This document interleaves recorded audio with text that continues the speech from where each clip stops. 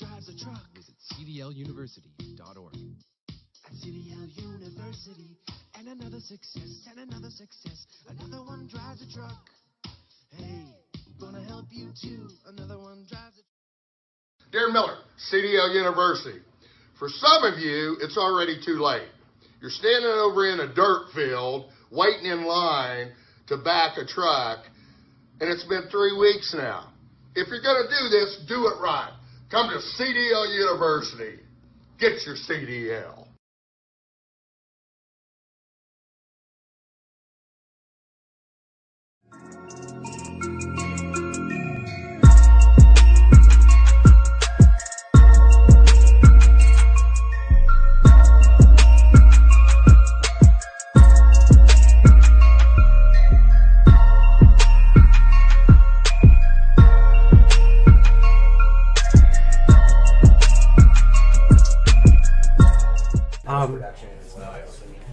But what it actually means, in literally the word consent, means to feel with. Okay. Right? Sure. To have the same sense of something. Right. The same sense of what? Right. An objective, in my opinion. Here is the key question for America. Because we have a constitution, and that constitution was actually based on consent. In the literal sense of the term, as well as in the sense of ultimately being ratified. But the ratification process was meant to establish and make manifest the consent, the common feeling right. of the people. That common feeling was proved according to the founders during the Revolution.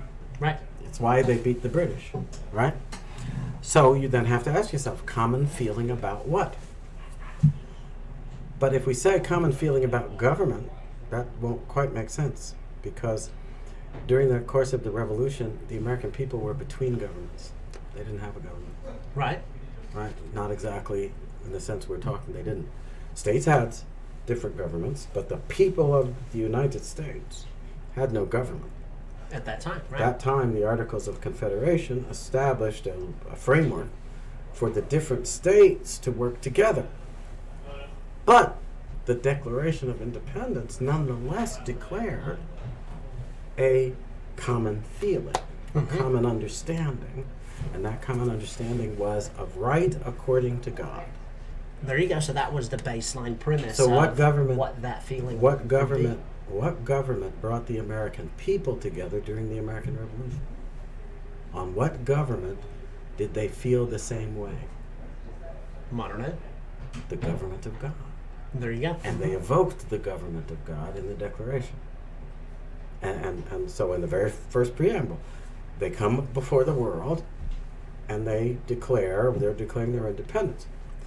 But the phrase they used was, they were declared to assume among the powers of the earth that station to which the laws of nature and of nature's God entitle them. Nice. So the very first thing they said was, we are under God's government. We claim our independence based on the laws of nature and nature's God, according to God's law. So our government is God's government. Right. And that is true of us today. Well, I think that the foundational premise of what you're saying is exactly my thoughts. Because what happens, in my opinion, whenever we relinquish our control to a government, every time a government makes a law, we actually alleviate our own self-responsibility to take care of that issue. So whenever you're saying, what is the feeling? I think that as we continue to relinquish our own accountability, then now we have someone to blame. So that's why people say, oh, well, governments are. But I'm sitting here looking at the 5 premises, right? Uh-huh. The one on the right, on the bottom. State sovereignty. I never speak of it. States, the states of our union, they have residual powers according to the Constitution. They don't have residual sovereignty. Right. As a matter of fact, all the sovereign elements of our government, vis-a-vis the rest of the world, are handled by the national government, what we call the federal government. But what does still exist, according to It was both the 10th Amendment and the 9th Amendment, if we think it through. See, the fundamental sovereignty that we have to be careful of is not the sovereignty of the states or any other government. It is the sovereignty of the people under the government of God. The individual, exactly right. Exactly. And so this exactly. is well, I had a conversation with a guy at it was at the Mesta Festa, and we were talking about relinquishing our own control to the government. And his first response was, oh, well, if we change it, then it would have to go through the federal government, and then it would have to go through the states, and then it would have to go through the districts, and then it would have to go to the individual. And I said, that's where the wrong way around. That's exactly what I said to him. I said, no. Where did he get an idea? Where did he get an idea like that? I don't see how that could come out of an American mouth. Isn't that crazy? Because they our think government that it is has to be bottom up. Not anymore. Not according to not according to the thought process of these people who apparently aren't paying attention or have relinquished their own accountability for so long that now they need permission from the federal government to make an individual decision. Right? So now when it really should be individual, district, state, federal government. The thing that I find interesting though, and I was trying to get at it a minute ago in there, because what I think is happening is, though people still talk about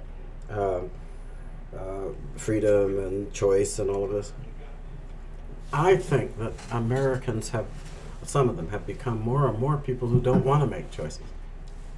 They don't want the responsibility of making choices. And second, and I think it's part of the reason they don't want the responsibility, is because they live in an environment where the question of responsibility can't be answered. Because the fundamental question of responsibility is responsibility to whom? Right? To whom am I responsible? Exactly. When the country started, the answer to that question was clear in the case of every individual. Responsibility to God. Right. See? Because it is because of our responsibility to God that we are a people who have come together, right? Right. In a common sense of government. Right. Right? That is to say, in a government based on our coming together in that common sense. That's a government based upon our consent.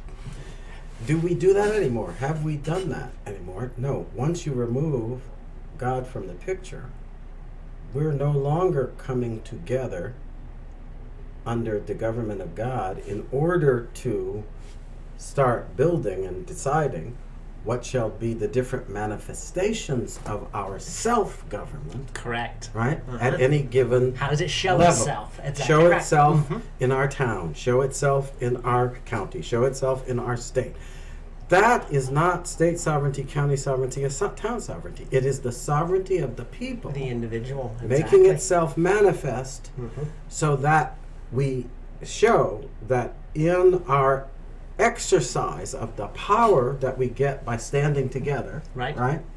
We respect the responsibility we have to God for the exercise of right.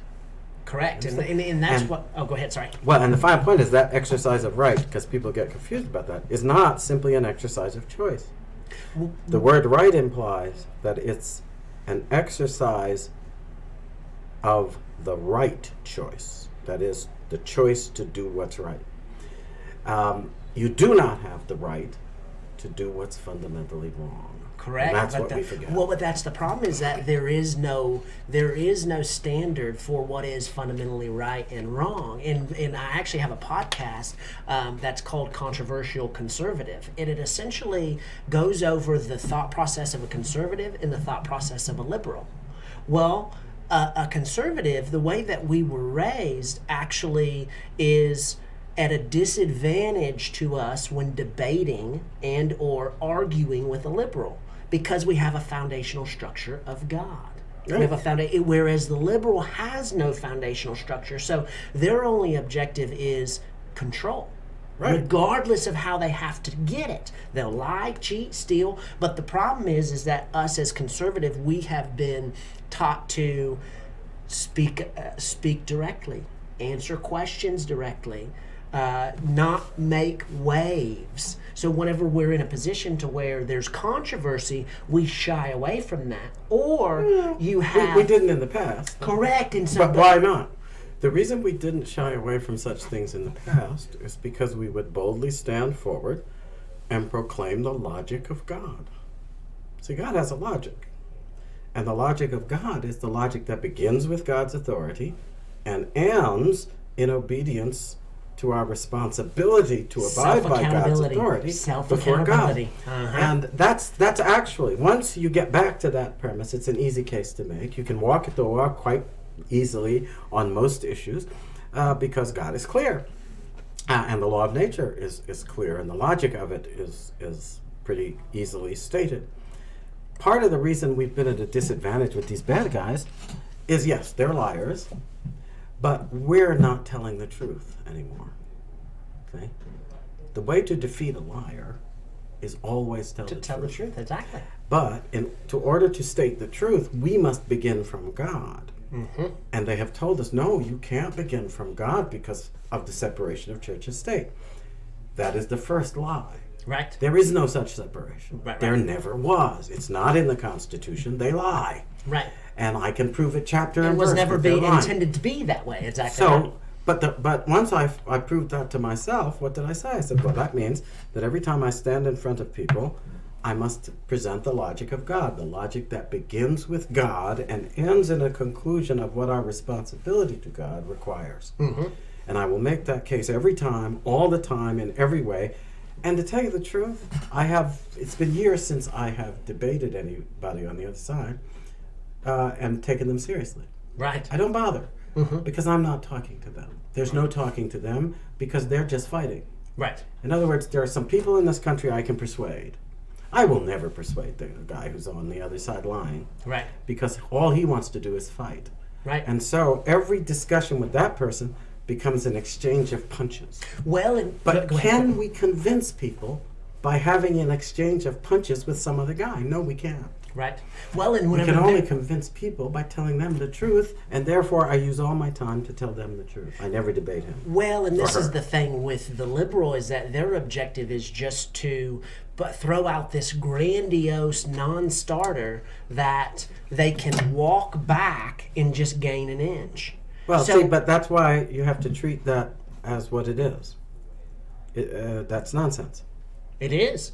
And that's part of what I like about Donald Trump, because he actually, I probably wouldn't engage in as much ad hominem attacking as he does, just going after individuals and personalities. But, sure. But he does that with great vigor. But what it frees him to do is never, ever act like anything they say deserves attention, because it doesn't.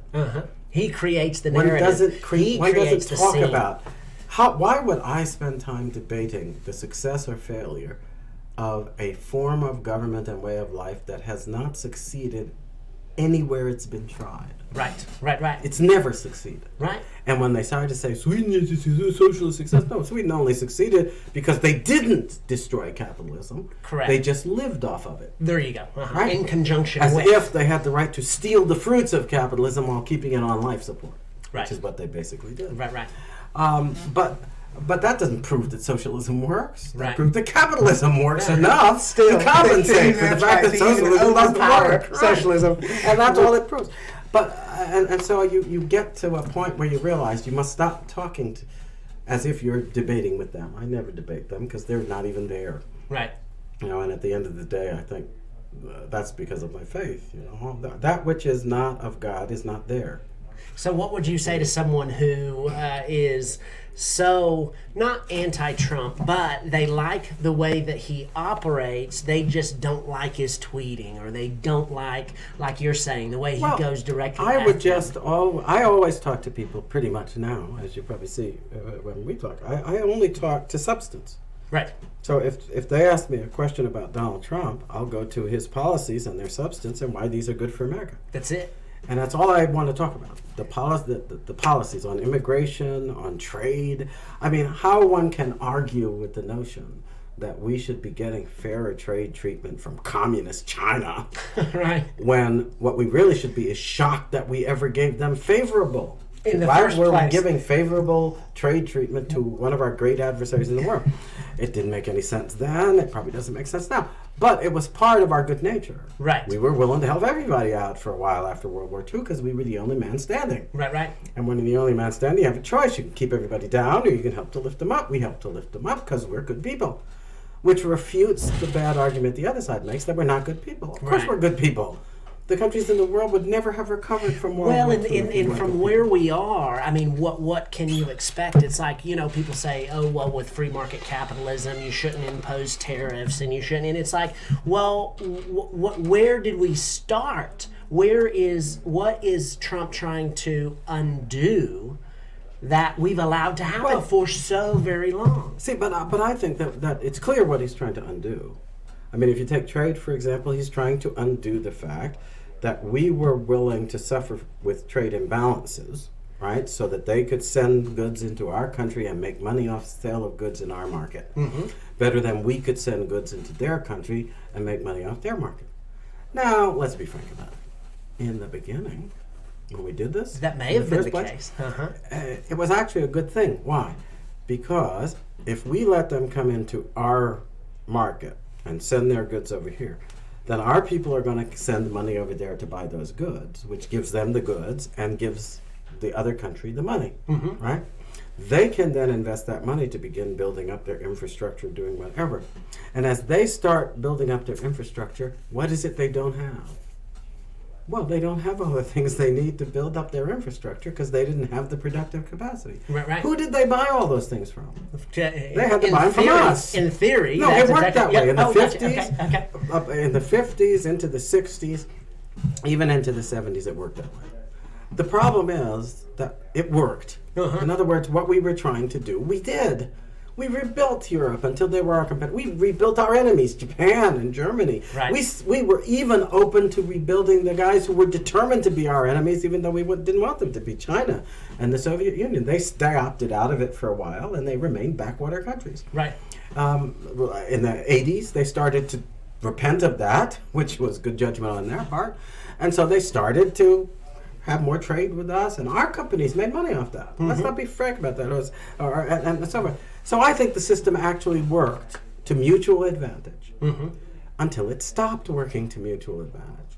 And when it stopped working to mutual advantage, some of our people continued to tolerate the bad trade deals because, well, actually, I can't figure out why they did Well, that. I think, what do you think about the two reasons? It goes down to the foundational structure of relinquishing a belief system in God, which puts in greed and corruption and self-serving motivations. And then, as we're seeing with Joe Biden and different things like that, to where now we're lining the politicians' pockets for that to continue to be perpetuated, that it almost seems like they started to lose money on purpose. Well, to lose our money on purpose. To lose our money on Because purpose. if they Exactly lost right. our money on purpose, they would gain money themselves, which is not why we elect them. That's Or at correct. least it's not why we're supposed to be electing them. And now a lot of that stuff is coming out.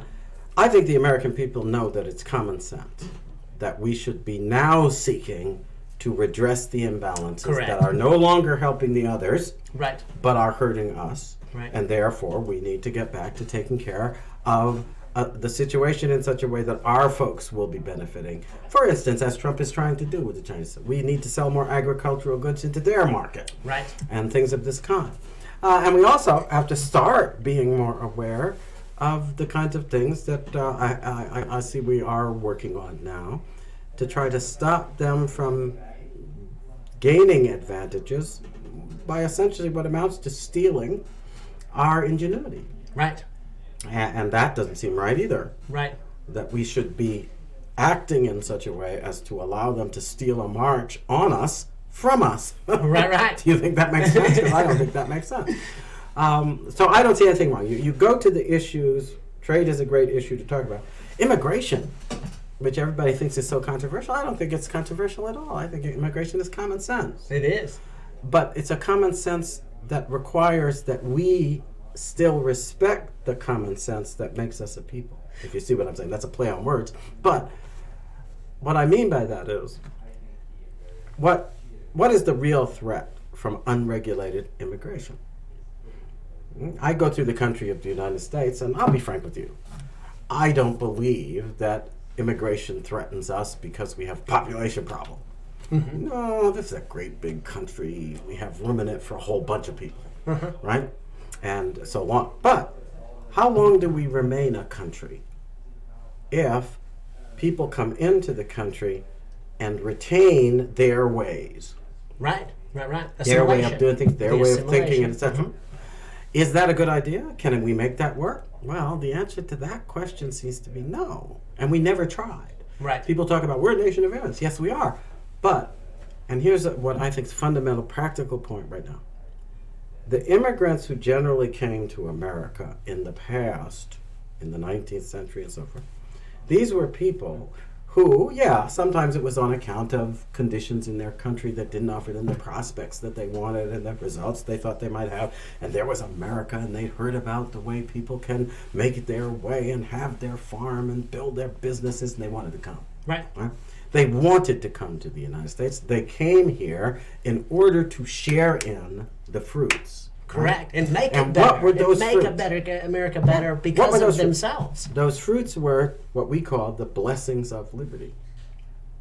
But in order to get the blessings of liberty, you must learn how to practice liberty. Right. Right? And you must adopt the practices of liberty. And liberty, as we know, entails taking responsibility. Right. For your family, for your business, for your county, for your town, for yourself. And that responsibility then means that you can't let yourself be enslaved by others. You must take responsibility for your own judgments and decisions.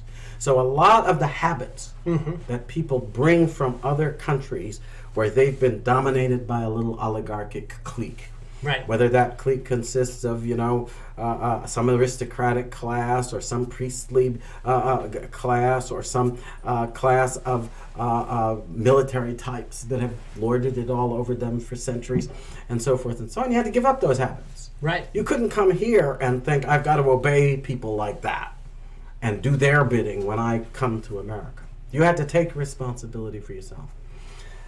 But think about the difference between that kind of immigration. People present themselves at our door. They're coming as individuals. We ask that they understand what they're joining into and that they take responsibility for themselves and for their families to join in our practices. Right. Teddy Roosevelt actually gave a famous speech in which he had been reading about people saying that we should bring people to America as factors of production, which was very popular in those days, I suppose. Of the burgeoning late 19th century expansion of our economy. And he actually said no to that. He said, no, we can't regard them as factors of production. We must demand that they come here to become Americans. Well, and he didn't mean that in some racial way. To become Americans meant to become people who know how to engage in the practice of self-government, which defines us as a people, to take on the responsibility for themselves, for their place, for their laws, that requires. Because in a sense that we take for granted, but are therefore forgetting, America requires that we take on the responsibilities of sovereignty. And sovereign responsibility. We're back to it. But sovereign responsibility, the responsibility of the sovereign isn't the guy who's in it to do stuff for himself. The sovereign is the guy who, when he's doing what he's supposed to do, is always also taking account of the common good. Right. How does this affect the whole people, the whole nation, the whole town, the whole city, the whole family? You're always thinking about those wholes. And that meant that you couldn't take that and put it on somebody else. No, that's not my job to think about that. That's the king's job. That's the suzerain's job. That's the dictator's job. No, that's your job. Right. You don't give that job away to anybody else. See? You can have others represent you, but they must follow your lead. And you must tell them what that is. Sharing your mind, sharing your priorities, sharing your heart. That's how our elections are supposed to be conducted, so that we get real representatives who don't go to the county council or the state legislature or the Congress to do stuff for us. Right. No, they go there to represent us as we do what is necessary. Right. For to the serve common good. the common good. To serve that common good, taken from the perspective of our town, through our state, through our nation, never neglecting what is needed, so that at every level we can function as a people, is supposed to function for its own good. And I think we've lost sight of that responsibility, and we're now thinking, take the refugee program, where Obama was bringing all these folks in. Did they come to this country as individuals looking for a better life? Actually, they didn't. They came to this country, many of them as groups, fleeing a bad life. Right. But fleeing a bad life is not the same thing as looking for a better life. Right. Because you might very well still prefer that if you could live better where you were, To stay. you would stay there. If you could be somehow better off and safer where you were, you don't want to change. Right. And you don't come to America to make that change. So we are now in a situation where we let these people bring people into the country under a rubric that basically doesn't challenge them to join in. Well, and that's what we're To our offering way of out. life. It offering out as a welfare state. To come in now, the only incentive that they're coming in with Is to be that taken we're gonna- care of. Exactly right. Yeah. And Well, that- see, but how can we remain a people that takes care of ourselves if we become a people who expect the government to take care of us? Well, and I even That's have not this in gonna the work. campaign to where it's like whenever a plane's going down, whose oxygen mask do you put on first? It doesn't matter if it's a baby. It doesn't matter if it's an immigrant. It doesn't matter if it's your wife. It doesn't matter if it's your family. You put your own oxygen mask on first. Here's the So question. that you That's can help exactly other right. people. That's exactly right. But here's the question that many Americans need to consider, and I'm not sure they are. Because I think the oxygen mask simile is a very good one. But if we mean to preserve the United States of America and the way of life we've had here, right, of self-government, under rules and laws that we conscientiously respect as we go about the business of implementing our rights, that is right according to God's authority, for our families and our communities and ourselves. Whose oxygen mask should be put on first? Well, I think it's obvious that the first folks who need to make sure they continue to vibrantly live are the citizens of the United States. Right. Not because we dislike other people, Right. Yeah. but how do we offer them to participate in a way of life which we are no longer keeping alive by our activity For ourselves. Exactly right. So we have to make sure that we are doing that job and that we don't get talked into the idea that we can bring folks to America and it doesn't matter who they are or what they become because we are no longer trying to preserve a nation. Well, or who they were. I mean, and so you go into like the illegal immigration debate of, oh, we need workers. Oh, we need. There was a guy who was a famous. What's his name? Not Norman Vincent Peale. It was Milton Friedman. And he said illegal immigration is okay as long as it stays illegal. You know, because what's going to happen is these people who are needed to come over to help subsidize whatever workforce we're missing, they're going to come and then they're going to go back. But the problem is whenever you start to incentivize these people to stay, that's the problem. Now you create a welfare state. We once, when we were not under the influence of an already established clique of people whose whole stake in our political life is what government does for individuals, right? What you're calling the welfare state. Those people now have an incentive to import folks who are buying what they're selling. Right. Right, who want what they are offering. But that means that they don't have any particular interest in preserving our constitutional system, our self-government, or anything about it. It's why I think the country is headed toward a great divide.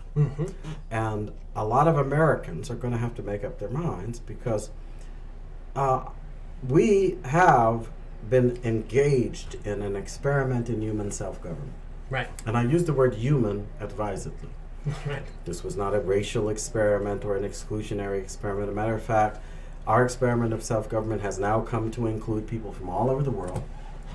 And we have actually shown an ability to bring folks from all over the world, and they come to participate in our way of life, giving up certain aspects of what they left, Right. but also bringing certain insights, which can, in the context of our respect for liberty and free enterprise and other aspects of the exercise of our freedom, they can be implemented in the United States, so Sure. long as you respect the common ground on which we stand.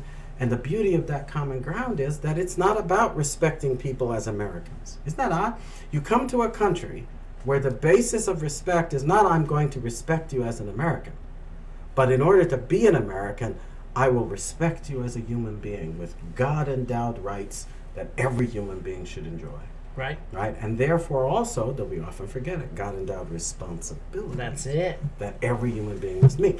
We're basically backing away from what used to be that offer, to have people enter into a community that could welcome everybody because it was based on human premises, Right. but also required of everybody a commitment to the nation, because not every nation is based on human premises. With great power we are. comes great responsibility. Right, And that's right. it. And so that's what See, we've why are these alleviated. people now trying to get us to pretend that the American identity was exclusive when it never was?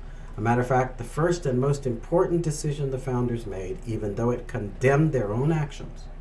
And I always think that when people proclaim something as truth that is contrary to their immediate interest, you better take a hard look at that truth. That's 'cause right, It's that's probably right. really true. That's right, that's right. They're not going to do that if they don't have to. And so they proclaimed this basic sense of standing before God with equal responsibility to do what's right, but applying it to all human beings. People don't know that when the revolution started in the discussions of the grievances against England, the first pamphlets were always written in terms of the rights of Englishmen. Okay. And so they were focusing on a narrow group. Mm-hmm. It was a narrow group that had characteristics from the Magna Carta of certain kinds of prerogatives and privileges that went along with different classes, including the people who didn't have much regard before the Magna Carta came in, you know, serfs and peasants, or the people who worked the land and things like this. But it was there. But by the time the revolution actually occurred, the argument had changed. And instead of being the rights of Englishmen, one of the most famous outcomes of the revolutionary period was the famous book entitled "The Rights of Man." Mm-hmm. See? And man did not mean it like some of these people said, just about males. No, they would have said males if they meant males. Right. It was the rights of human beings, Humans, right? And when you read it through, that's what's talked about in the whole thing. Tracing every human being back to Adam and Eve so that we understand that we are part, in a sense, of the same family, right? But that family lives under a responsibility to God in the way we treat one another. Mm-hmm. And our country had a special commitment to trying to abide by God's way of treating people rightly. Right. And we were gradually came. And at first it was hard because, come on, I find it funny that these people who are out there killing babies by the millions now act as if we should have no understanding of the folks who couldn't abolish slavery by snapping their finger. Right. I mean, we've had to live with the scourge of abortion for what now, since 1972, and they're trying to act as if it's been around forever. Right. No, it hasn't. The scourge of abortion was something brought on artificially, and it wasn't there in America during most of our history prior to that time. Slavery not only existed in the United States, but throughout the experience of mankind everywhere. And Almost so since the beginning of that time, we yeah. should be determined to defeat it in the name of the God-endowed unalienable rights that should have every human being standing before God on their own responsibilities. We don't make that connection. We need to make that connection between the responsibility to God and the meaning of liberty. Right. We must be accountable to God as an individual, and that means that human society must respect our choice, our capacity for choice, just as God respects it. Right. See, people forget that, don't they? God, the all-powerful God, who doesn't have to tolerate the least little bit of dissent, Right. actually gave us the capacity to choose against his will. Right. Why would he do that? Because he knew that two things cannot be ascertained from our perspective unless you have that freedom. The first is responsibility. Right. You are responsible for what you just did, Mm-hmm. right? And the second, though many of us miss it, is love. Yeah. Okay? Because love that is the result of coercion It's not. is not love, Uh-huh. is it? Well, and I think that the society itself, I think, can be measured on how it treats its most defenseless and how it treats its prisoners. That's an indicator, and so that's why actually I'm on it for abolishing abortion, because the way that we view that, and then they talk about all these mass shootings, and our lack of empathy for human life is eroding, and it starts at that particular issue. Right. You know, Right. And I think that the rejection of our responsibility for humanity in the form of that individual child hardens our hearts. that's it, and it gets that easier and easier. hardness And it, of heart affects our conscience. Mhm. And at the end of the day, though we don't always realize it, I think once we have stepped away from a conscientious respect for right and a willingness, if need be, to bear our guilt right, when exactly. we do wrong so that we can recover from that wrong and do right. When we stop going through that process, we sear our conscience, but somewhere inside we also start fearing ourselves. Right. And we lose the confidence that we need to have as a free people. Mm-hmm. How are we going to hold on to choices when somewhere deep inside we know we're determined to use them wrongly? Correct. I think at the end of the day, part of what's sapping our confidence right now as a people is that we have a lot of folks who are playing on our conscious or unconscious sense of guilt and shame, Right. that we actually engaged in practices that people from our nation had died to fight against, Correct. murdering the innocent Mm-hmm. in different parts of the world. Well, and I've got an 8-year-old son who that's exactly the premise of that voice inside of you, that conscience, your conscience being your guide. As we continue to harden it, that not only do we not listen to it, but it stops talking to us. Yeah. So whenever, and I'm going to actually utilize this for campaign strategy, but whenever you go into what would be your presentation to a community that is right in the middle of what's happening?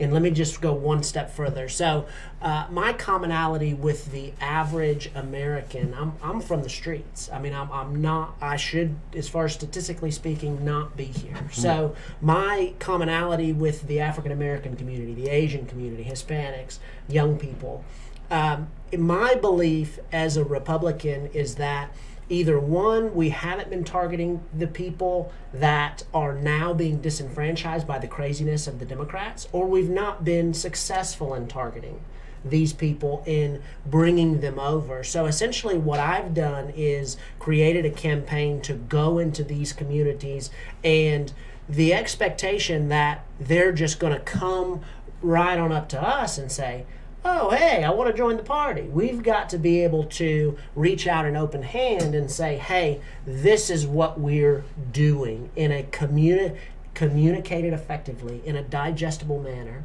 My specialty skill set is in communication and being able to relay that out in a way that people can receive it. So what would you say would be a good presentation for where we are? And I know that's like philosophical. Well, no, it's not, because the minute you said it, the answer Okay, the answer sort of came to my mind, and then I have to think about how I elaborate it, because I think it's related to what we were just talking about. My sense is that you must, because they always try these days to target the interests. They're always talking about interests, and that usually means material interests, right? So you target the material interests, and that ultimately has politics degenerate into a kind of not very subtle form of bribery. Correct. Listen to me, because I'm going to give you this and give you that and give you the other thing and take care of you here and take care of you there and so forth and so on. Is this really what motivates a lot of people? I know that there's a misimpression, which is fomented a lot by black politicians, that this is going to be the really effective way to approach the black community, for example. I don't think it is. Because I was raised, obviously, in a black family, and my father was started out as a career military when he was very young. Our household in those days, military people didn't make much money.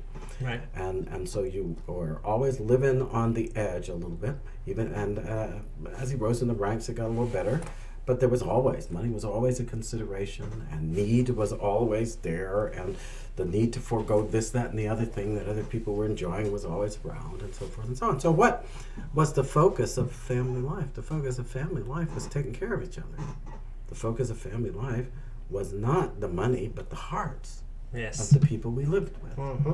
And the comfort we derived from the sharing we could do, which wasn't always of material things. It was of time. It was of interest. It was in terms of taking an interest in another person's condition.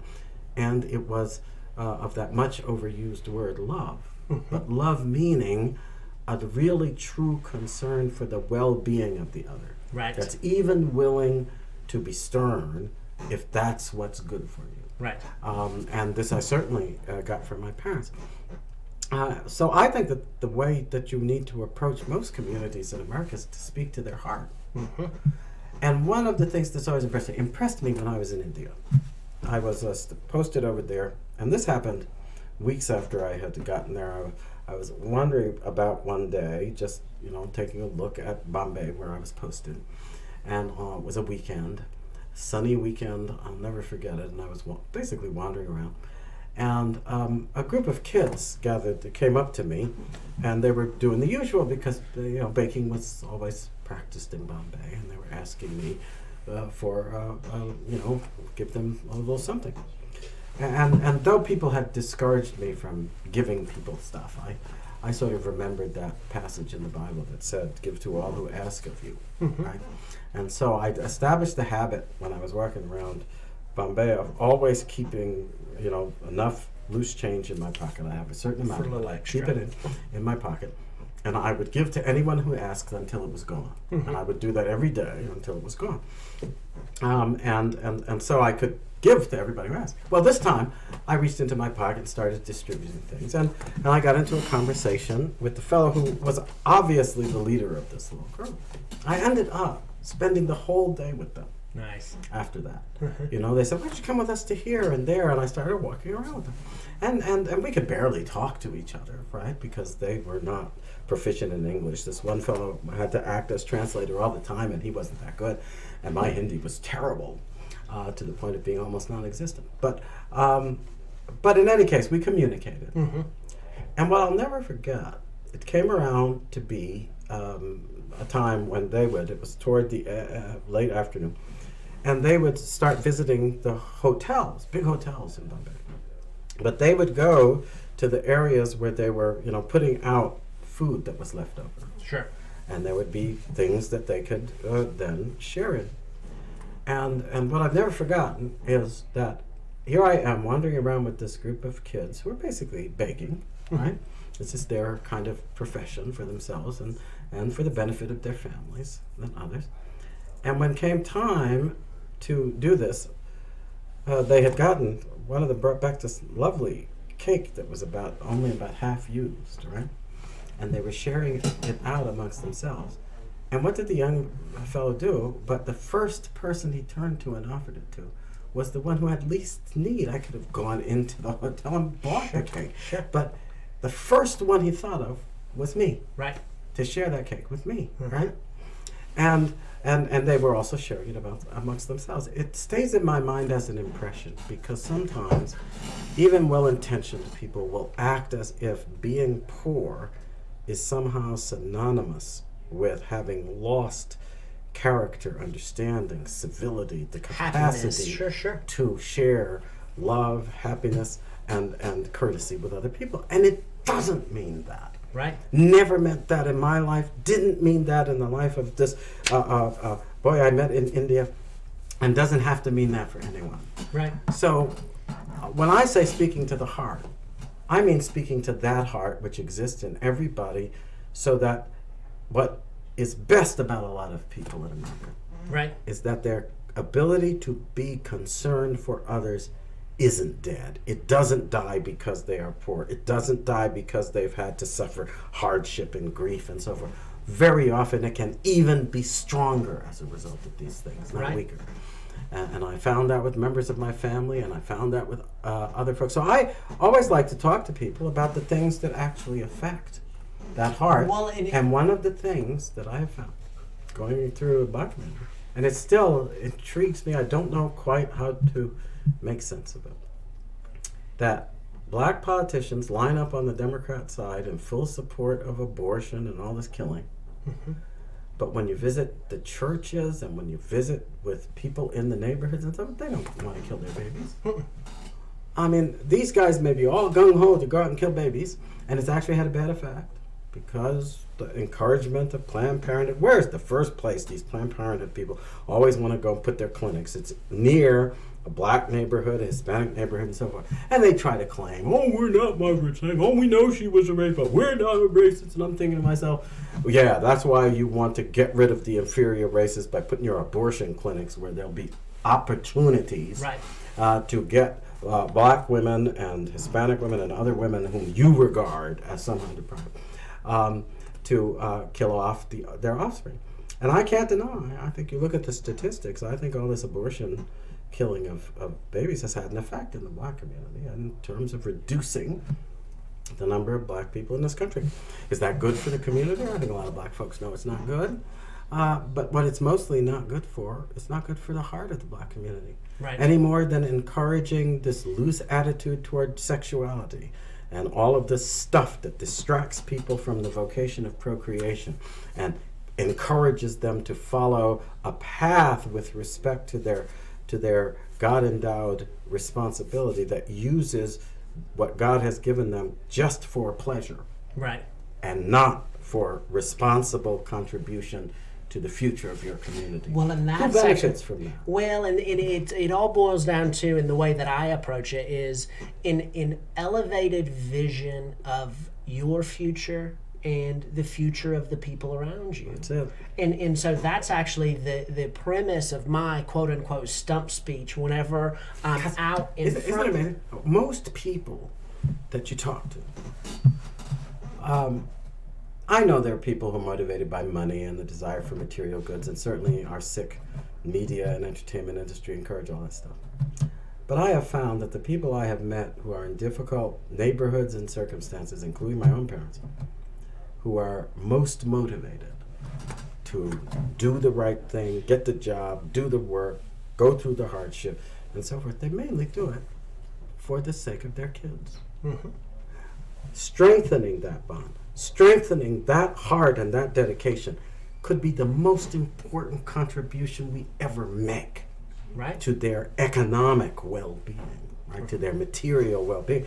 Because the love you have for your children is a love that motivates you to do for them what is needed, and that introduces you, and this is what I found to be most gratifying about being a parent. It wasn't, I think, just what I learned from my children. It is what I learned about myself. during the times whenever you have exactly, and you get to know that you have capacities and you have a selflessness and you have an ability to put aside what you're doing and what you want right now for others until it becomes a habit. Right. And the habit develops you into a person you like better and than the one you were. It's separate from any external faction. It's separate. Your relationship with your kids now is that relationship regardless of what's happening outside of these external factors. And I think that if you approach people that way, remembering that that's how the heart can work, and you speak to them from a place that invites them to look and say, we need to take seriously this hardness that is being aimed at our posterity. We need to give in to the love that we have for our families. We need to respect the vocation that comes from God that really perpetuates our community, strengthens it, gives us greater desire Right. to work hard and do well through that family structure. I think that's a powerful incentive. It's a powerful, positive message. And at the end of the day, you're not encouraging people to look to the government for a handout. You're encouraging them to develop the sense of dedication, loving responsibility, and hard work, perseverance. That is the key to being the government. Yourself. That's it, self-accountability. And then we turn it yes. back to the ability to empower these people and not only give them the idea and the elevated thought process, but also put in place things that allow them to accomplish what it is that they want to accomplish. Yeah. I love it. Yeah. Well, see, I think that that's the best of what has accounted for a lot of America's success. Mm-hmm. That's not all there is, but it was deeply important, I think. I've been driving around the country a lot for the last several years, starting, well, when Obama was elected, because that was an election that did not exactly cheer my heart. Right. And I started driving places instead of just flying in for speeches and meetings and all of this sort of stuff. Just because every time I did it, and I had discovered it when I was on my way out to join with Second Amendment people and pro-life people and folks who were worried about the border and other things, on the the margins of the Democrat convention, we were holding meetings and to get word out to the press. Right. As to how bad that platform was and everything that they were standing for. And I was involved with groups there, and I drove out. And I thank God for one decision, because I decided that this time I was going to drive instead of fly. I was not going to just fly over the country, I was going to drive through it. It's the first time in a while that I had taken that kind of a drive. And since I had obligations there, I had to drive out fairly quickly. But when I drove back, I took my time. And in the midst of this sense I had of foreboding about the country's future, going out and taking a look, and the times when, because you stopped off to eat, and at that time I was still in the shadow of having been involved in politics and presidential campaigns, and I would run into people who recognized me from this and that, and it worked so that I would go, and when you sat down in a restaurant, people would come over, and you'd start having conversations, and you'd talk to them about themselves and about the place they lived, and so forth and so on. Anyway, it reintroduced me in a direct sort of way, and with no trammels of any other concern, to just this country and its face as a material thing, but also its people. Right. And I think that if I hadn't been in love with the country already, I would surely have fallen in love with it again then. Well, and it's and the I do it all the naked time truth, now. the naked truth of who people are as an individual, and that's the beauty of the free market system, and allowing us to take the responsibility to, as a community. That's why it works, is because I think that's what we need to be reminding people of all the time. And now, I've watched as a lot of these politicians seem to do it in just the opposite way. Their whole stock in trade is figuring out how they can rouse people's resentment and vengefulness and so forth and so on, so that they'll go and rip out the throat of whoever they're directed at, hate those people and tear down their statues and hate their privileges and hate everything about them. Why are we giving in to this? right. You know, we're a country that was actually, I think, outgrowing a lot of that. And now we have people who seem to want purposely to exacerbate it. And their only purpose must be to destroy us. I don't understand what else it's about. Well, there's, again, on my stump speech, I actually tell a story about how something fell and crashed in my garage, and I grabbed my golf club, and, I was ready to protect anything that may or may not have been a threat to me and my family. And I segue it over to the anger and the hatred that the Democrats have, but we have to combat that with an equal anger, but an anger of love, an angle of self-preservation, of mama bear instinct to protect our way of life. And so that emotion, that energy has to come from a completely different place, and you've hit it on the head, is the love of what we're protecting, which is our very way of life. And what they're shooting at us is an anger based on what it is that they want to be different. And unhappily, a lot of folks who are practicing that only want one thing. Because I think the other thing that's been striking to me about the way a lot of Americans approach the country is that they know that they're going to live and die within a certain measure of success and power. Mm-hmm. And they don't carry around with them this deep driving hunger for more, Right. but rather a sense of learning how to enjoy the people and the places and the opportunities that they have and appreciating that. Mm-hmm. And I think their religious faith is often a part of that. Because Absolutely. faith in God allows you to appreciate His gifts so that you understand that the worth of those gifts can only be seen from a heart that takes the perspective of God. And so that you don't always have to be hungry for something else, because God allows you to see how what you are in Him fulfills you. Uh-huh. And so people are then able to truly dedicate their lives to family and to others and get a sense of deep satisfaction that doesn't need all the accoutrements of power. It's because it's authentic. It's Yes, authentic yes. in the honesty of being able to be who you are and let other people see who you are. And then that shows our ability to create a community and a camaraderie. I think, by the way, that is the secret that the founders saw. They called it the genius of the American people. And we often mistake it for just some kind of driving ambition or hunger for wealth or this, that, the other thing, because there were a few individuals that were outstanding in those qualities, and we hear them, they're legendary and so forth and so on. But when I traveled the country, what impressed me, you don't get the thoroughgoing transformation of life in a commodious way that you see in many parts of America, except that people are concentrating on what's happening now. There's a scene from the movie Silverado. Okay? Have you seen that movie? I liked it, but you should go see it. Yeah. It was something that actually gave a rebirth to the Western for a while, which had sort of stopped being made. I mean, when I was growing up, the Westerns were the big All focus of of it. everything in the 50s and 60s. But then they died down a bit, and then Silverado came along. I think that was early 80s. And they had a little boomlet of resurrection. And now Western movies are still part of the things that come out every now and again. There's a Western movie. Sometimes it's all dark and glowery, but You get but a Silverado was Tombstone. not. Tombstone is a Right. is a classic of a new one. But go Well, ahead. Silverado was just a classic Western morality tale adventure movie. Right?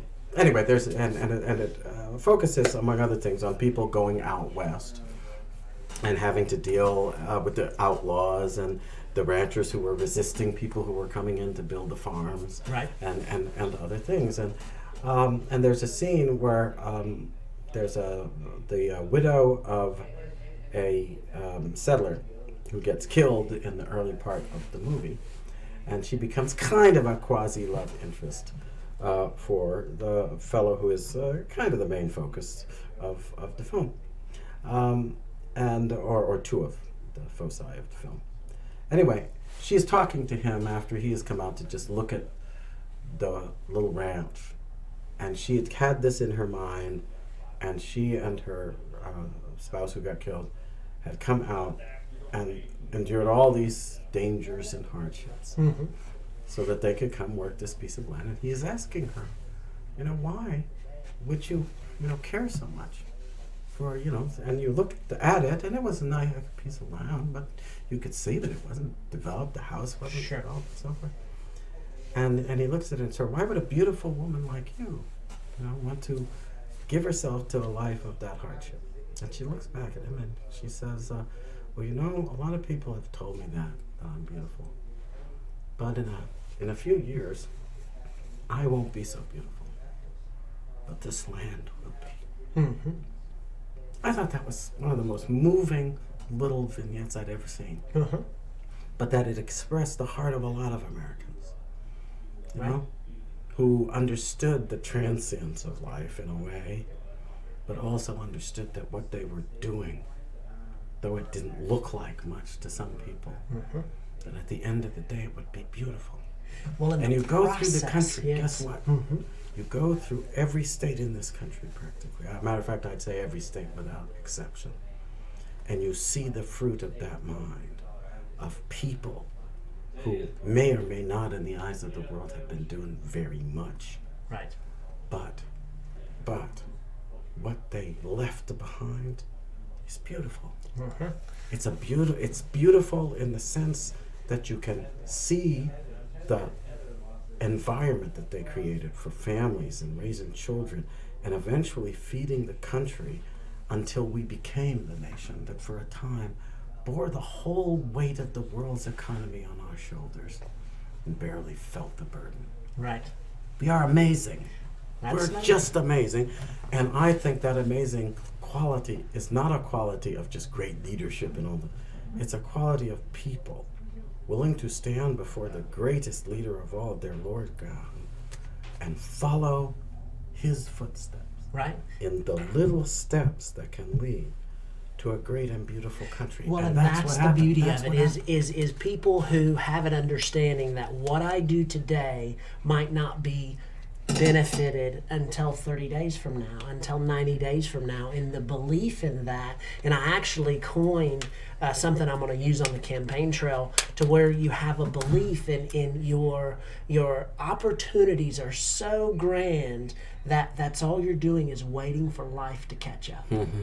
Waiting for life to catch up, because I'm my belief system, because what it is that I'm doing, I understand that what I'm doing now and my opportunities to continue to expand. So that's where I go with that raising of a thought process.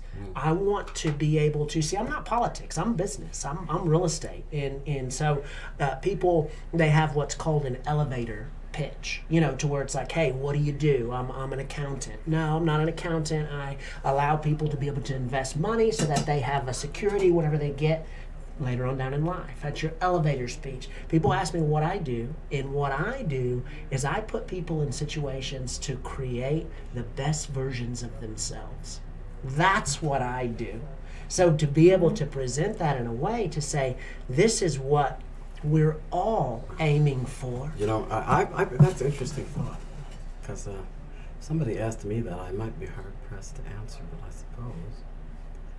Well, see, I'm What I sales do with background. I'm people- sales background, so you gotta have What one I- in right on. What I do with people is to get them to do what will produce the best version of America. That's it. That's what I try to do. Uh-huh. And for that to happen, we must try to be our best selves, but we must also try to be true to the standard of what's best Right. that I think God put on the hearts of our founders, and that helped to make this country what it is supposed to be. Right. And what bothers me, too many people now in politics and everything else, they're no longer appealing to us in terms of that standard, Right. and that's because they've forgotten God. Alexander Solzhenitsyn actually said that in his speech. What's wrong with America right now? This was back in the 1980s. America has forgotten God. Sure. Well, I take great encouragement now, because I think part of the tenacity of the pro-life movement, part of the tenacity of the desire to protect this country from the people who are trying to tear it down, is because a lot of Americans are reawakening Right. to God and to our responsibility not to let the achievements of the heart of so many previous generations turn to dust in our hands. Well, we're the we second don't want to be that generation. generation. We're the second generation that hasn't left life better than we received it.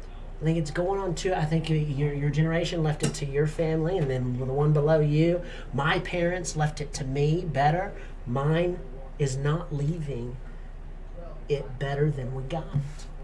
Well, that remains to be seen. That's right. There you go. That's why we keep fighting. Well, good. Well, you don't lose heart. Hey, Keep no, on, keep it on. we're good, man. Need the message, need you. That's why I'm doing it, man. I couldn't let, whenever other people are actively giving away their own kids' future, they're surely not looking out for my kids' future. Amen. And so I surely wasn't going to sit back. I've never had a boss in my life. It's like, hey, and now I'm going to sit back and watch other people make laws that I'm accountable towards. Now I'm going to if somebody's making the laws, it's me. So, well, good, man. Well, I'm glad that Well, I'm glad we had had a you chance to on. talk. Absolute pleasure. Yes. Man. Oh, my pleasure. Okay. God bless you. Good. Hey everybody, Todd Tucker here. Are you tired of Big Mobile making deals with dirty DC politicians to amplify liberals and silence conservatives like you? Do you want the same quality of service that you get from your current provider without supporting leftist, anti-American subversives like Kendra Horn and Nancy Pelosi? Well, Patriot Mobile can help you, and they can make a great deal. Ask what Patriot Mobile can do for you, and ask what Patriot Mobile can do for your country. Call Patriot Mobile today at 877-367-7524. 877-367-7524. Be a patriot. Join Patriot Mobile. Introducing all new, safe, natural relief. A cannabinoid-rich, clarity and focus formula with 17 essential supplements. When it matters most, you've got a job to do. Anxiety isn't an option. Programmed to keep you moving. A product exclusively manufactured for Active Duty RX by Cantech Labs.